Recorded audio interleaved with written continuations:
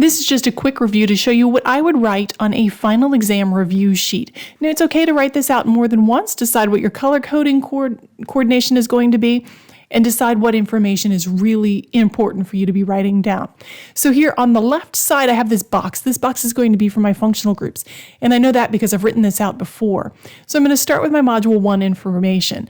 An sp hybridized carbon has 2 pi bonds, an sp2 has 1 pi bond, and an sp3 has no pi bonds. Then I go to the formal charge equation, which is valence electrons minus the number of bonds minus the non-bonded electrons. Then I'm going to go to my acidity qualifications. So the lower the pKa, the more acidic it is. The higher the pKa, the more basic it's expected to be. And then there are 4 qualifying things that I can use to rank acidity. There's elemental, so CH is less than NH is less than OH is less than HF. That's electronegativity. And then I have HF is less than HCl is less than HBr is less than HI. That's ion size. Then I have the inductive effects. So electron withdrawing that's 2 to 4 bonds away. And then I have resonance. So as A- is stabilized, the HA is more acidic. And then finally, I have hybridization. So the more S character, the more acidic. sp3 is less acidic than sp2, is less acidic than sp. And then, of course, basicity. So it's opposite electronegativity. So X is less basic than O, is less basic than N, is less basic than C. And that's the end of Module 1. So now I'm going to start with some Module 2 definitions. And I have R as an alkyl group. That's an alkane without one of its hydrogens. And then I have primary, secondary, tertiary, and quaternary. And I've just defined them, attached to 1 carbon, attached to 2 carbons, attached to 3 carbons, and I've given a small example where I can actually color code so that I know what I'm talking about. And then we have the rule of 5. The rule of 5 is 1 hydrogen bonded functional group can take up to 5 carbons into water for water solubility. So then I'm going to go over to my box and I'm going to work on my functional groups. And I'm actually going to put these in order for if you have more than one functional group, then higher up on the list gets the ending, and then lower down you would end up putting the prefix. So this is in order of example of the functional group, the name of the functional group, prefix, suffix, and hopefully we can stay in focus. I did not realize we would be out of focus. But it starts carboxylic acid, which would be carboxy or oic acid, then ester, which would be R-oxycarbonyl or O8. Then we would have an acid chloride, and that acid chloride would be halocarbonyl or oil chloride, OYL. Then we have an amide. Amide will either be carbonyl or amide or amide. Then we move on to nitriles. Nitrile, the prefix would be cyano. The suffix would be nitrile. Then aldehyde, prefix is formal, suffix is al. Ketone, the prefix is oxo, the suffix is one, O-N-E. Alcohol, the prefix is hydroxy, suffix is ol. Thiol, the prefix is mercapto, suffix is thiol. An amine, now an amine can have H's or R's or some combination thereof. Prefix is amino, suffix is amine. Alkene, the prefix is alkynyl, A-L-K-E-N-Y-L. The suffix is ene, E-N-E. Alkyne, we have alkynyl and Y-N-E. And then alkanes, we have alkyl or A-N-E. We have our ethers, which is either going to be alkoxy or ane. And then we have our alkyl halide, which is going to be halo or ane. And then our nitro groups. Now, nitro groups will be nitro, and the suffix will be ane. And it is in this order. So if you have more than one functional group, the higher up on the list, then gets the functional group. The functional group higher up on the list gets the ending, where the functional group further down on the list will become a prefix. So now I'm going to start with some definitions for Module 3, and I'm going to start with asymmetric center. Now, this is where I would really get into color coding, but then I learned that the colors that I was using don't really show up on the camera very well. So I kind of abandoned most of my color coding. I like color coding. It helps me to organize the information for quick recall. But we have asymmetric center. An asymmetric center is also known as a chiral center. It's an sp3 carbon with 4 different groups. We have enantiomers, which are mirror image compounds. They are non-superimposable. These are also chiral pairs. And then we have diastereomers. Now, a diastereomer is going to have more than one asymmetric center. It's going to be non-superimposable, and it will not be mirror images. Now, because I used pink to write out the word enantiomer, in my little diagram example, I highlighted in pink the enantiomer part, where if you have an RR and an SS, those are enantiomers. But if you have an RS and an SR, those are also enantiomers. But for the RR and the RS, they're diastereomers. And that's how to read this little chart.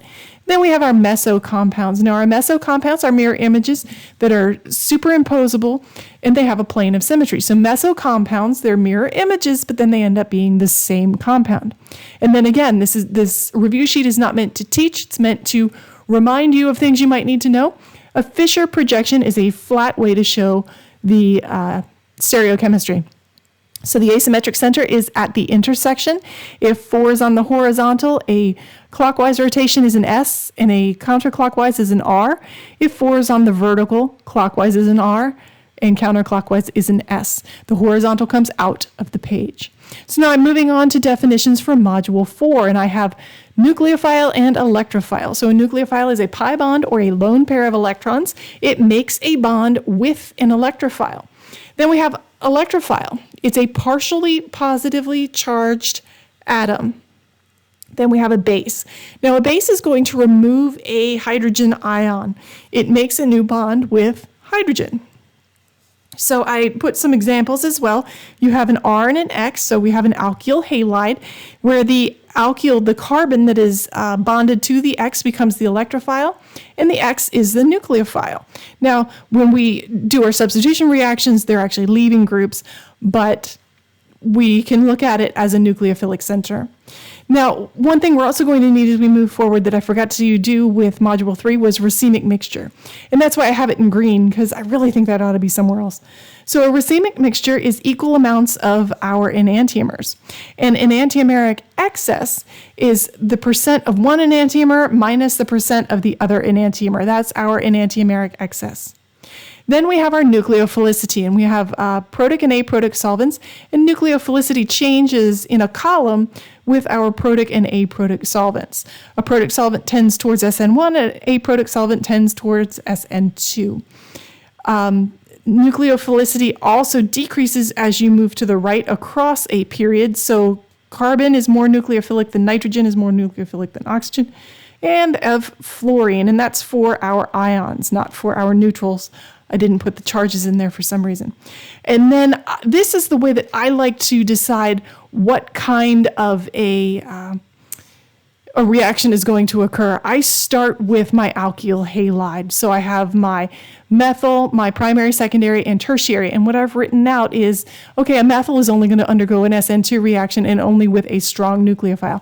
Now, what I neglected to do that I really should have done on this is to draw out the chart of strong nucleophiles, strong bases, strong nucleophiles, weak bases, etc. And you can find that in the Module 4. Yes, Module 4, there is a 15-minute video dedicated to how to decide if you have strong nucleophiles and strong bases. That would be a very good thing to be on this page that I completely forgot about. So here we have our vinylic groups and our aryl groups, our allylic groups, and our benzylic groups. So vinyl and aryl do not undergo substitution reactions, and that's because the bonding sites are on sp2 carbons. We're only going to work with sp3 carbons, and that's why allylic and benzylic are fair game. So then on the other side, I'm going to work on the reactions. So I just write a sample mechanism here for SN2 reactions. So you need to watch for inversion of stereochemistry with an SN2 reaction. And the order of reaction preference is methyl is greater than primary is greater than secondary.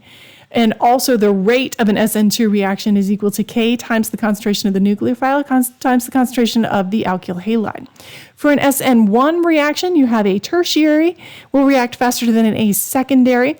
And the rate determining step, which is the first step, the creation of the carbocation, is only dependent on the alkyl halide. So the rate is only dependent on that alkyl halide. You will form a racemic mixture if you have an asymmetric center at that alkyl place. And then we have our alcohol reactions. So if we start with our generic alcohol here, we can make it an alkyl chloride with HCl. And with methyl and primary alcohols, that'll undergo an SN2 reaction. And with with secondary and tertiary, it will undergo SN1. And here I'm just listing out the various reactions that were covered in the module 6 alcohol, ether, and epoxide. Now, anywhere it's SN2, you have to watch for inversion of stereochemistry. You're only going to form one enantiomer.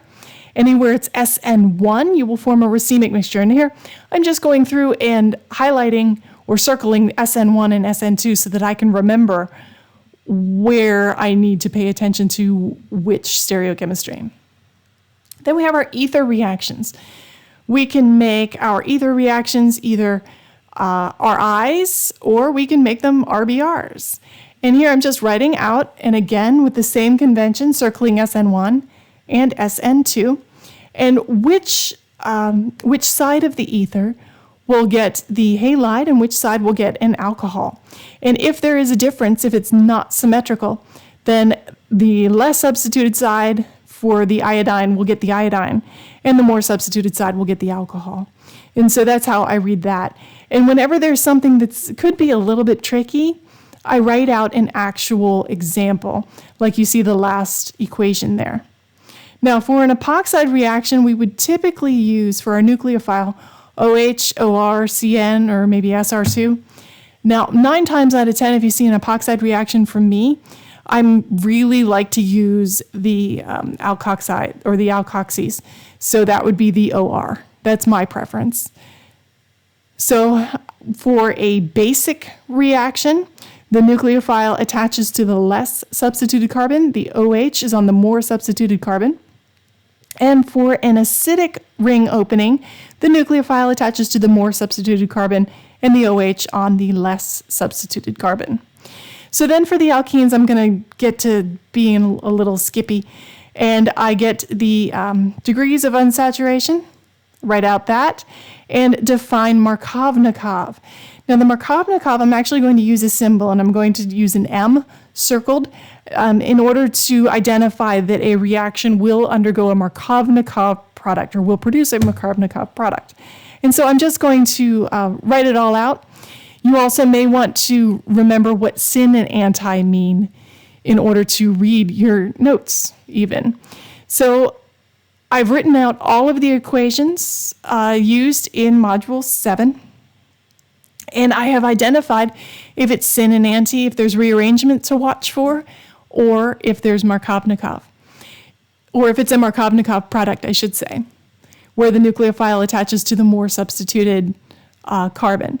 Now, when you see rearrangement there, it's going through a cation step. So you do need to watch for both the methyl and the hydrogen rearrangement.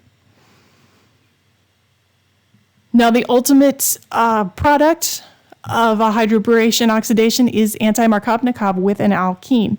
Now, this is an alkyne, and I want to point out that this is the correct way to show 1-butyne.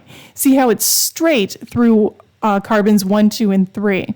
Remember, there's a carbon at every end and bend, and at the end of the triple bond, that is a carbon. So again, I have written out the reactions and expected products in order to provide an example for when I'm doing the final exam.